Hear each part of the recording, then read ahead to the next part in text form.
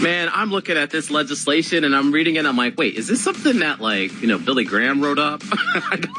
Straight, I think the 1920s wants their public policy back. The Senate President Bill Ferguson introducing legislation that would prohibit the sale of alcohol, that would close down adult entertainment venues after 10 o'clock.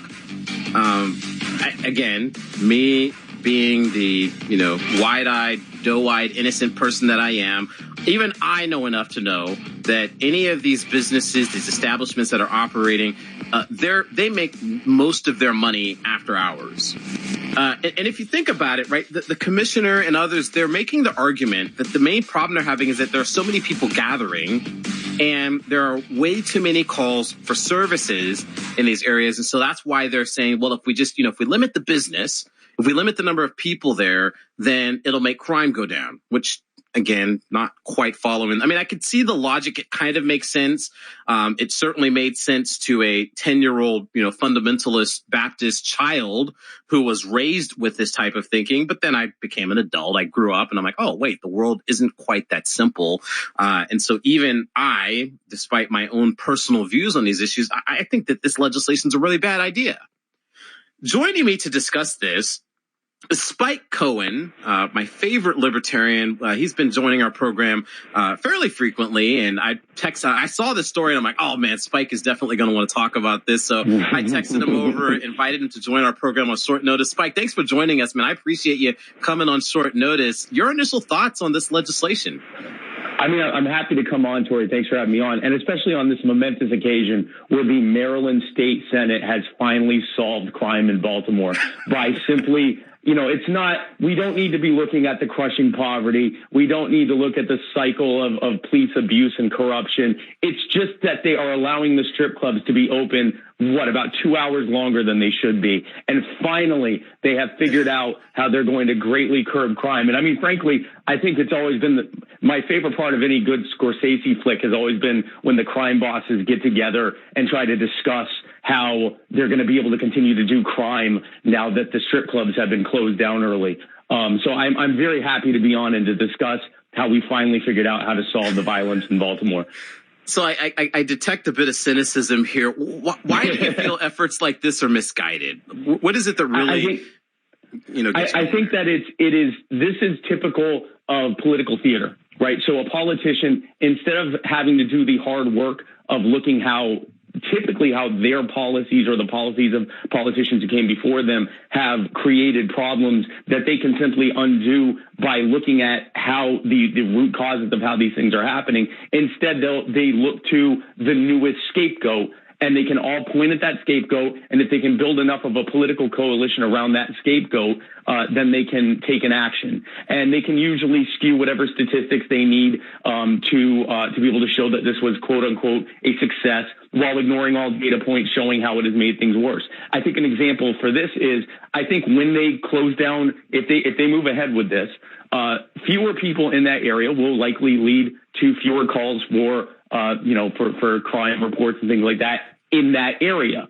They'll just increase it in other areas where the same folks who are going to commit those crimes would be. And then you're also going to have the same issues that we've had that we've seen in other parts of the U.S. and in other countries that have reduced the time that alcohol can be sold in districts like this, which leads to binge drinking, which means that more people end up dying of alcohol poisoning because they're drinking more in a shorter period of time. But this is typical of what politicians do. Instead of looking for root causes of problems, they look for scapegoats for easy political expediency.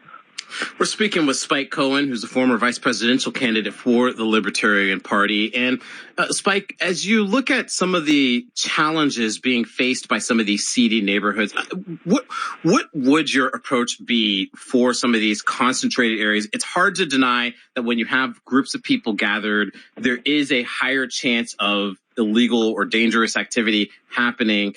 How might you approach that differently? Well, I think, first of all, yes, anytime that you have large groups of people together, statistically, that's going to increase the odds of something bad happening because there's more people there. But spreading them out to other areas doesn't necessarily solve that problem. Like I said, they may be able to point to a reduction in crime in that area, but not necessarily a reduction in crime in the whole area. I'm not going to pretend to be enough of an expert on the intricacies specific to Baltimore to be able to say what my solution would be for dealing with crime in Baltimore. I will say this, and this is common of any major metro area that has a large inner city. You typically see actually three things.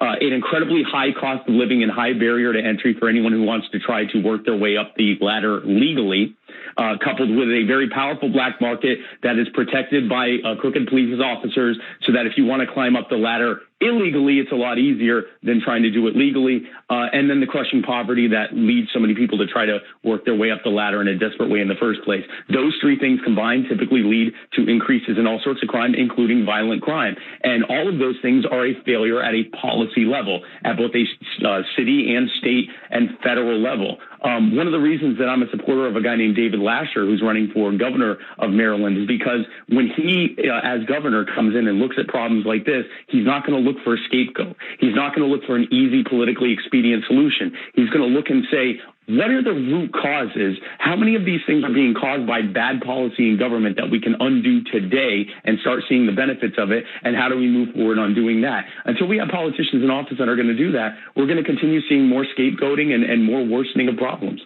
Well, so one thing that I will ask you is, you know, it's hard to deny that when you have an area like this, you have a lot of businesses. We do know that organized criminals do tend to leverage some of the business connections. You do know that there are potential networks related to human trafficking, drug trafficking. Can you think of any reason why a targeted strategy might be effective, maybe not necessarily of crushing down the businesses, but can you see value in maybe taking a look at an area targeted and trying to maybe figure out how some of these legal mechanisms are being exploited by criminal elements? I think for any time that you could potentially find a legal mechanism that is being exploited for a criminal element, I think that far better use of time is spent looking at how the creation of black markets through prohibition and heavy restriction and taxation is creating a very, very fertile breeding ground for criminal elements. You know, we've seen recently how there's been all this talk about all this effects on the supply chain. And yet, you know what hasn't been affected by the supply chain? The black market. You can still get all the drugs that you want. You can still get all the trafficked people that you want. You can still get all the illegal weapons that you want, because they are largely outside of the restricted and regulated market. And what that points to is when you create too much restriction and regulation, you create an incredibly fertile breeding ground for people who don't care what the law is and are going to just find the best way to make their money. And those are also typically the people who don't care about the lives or livelihoods of others as well, which is why there's so much violence inherent in the black in an illegal black market.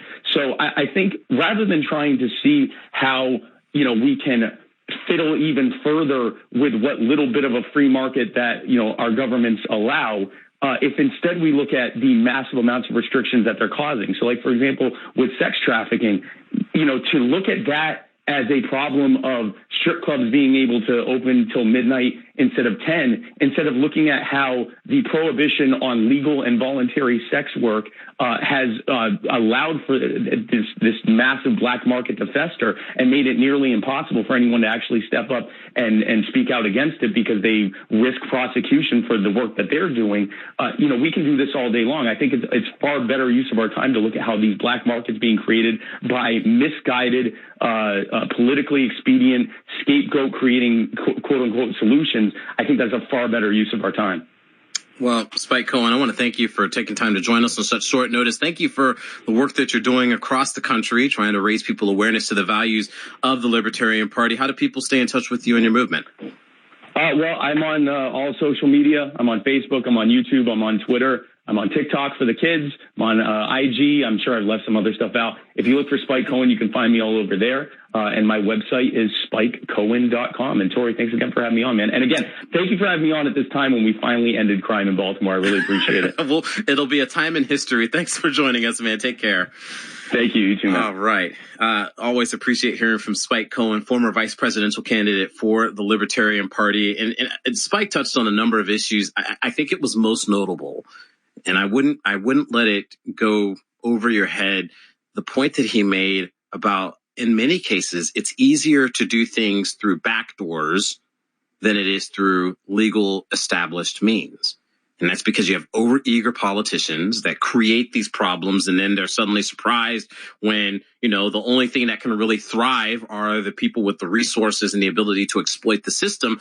I think that if I were really concerned about some of these issues, referencing a earlier text message, you might want to take a closer look at City Hall, right? Take a closer look at some of the other mechanisms that could be driving these issues. And I think that, honestly, if I were in the General Assembly, I would be looking to introduce legislation to maybe take a closer look at auditing some of the processes, auditing some of the money that's flowing around in Baltimore City, understanding the corruption that many people have said. There's an incredible web of corruption in Baltimore City. Why not dedicate your effort to that?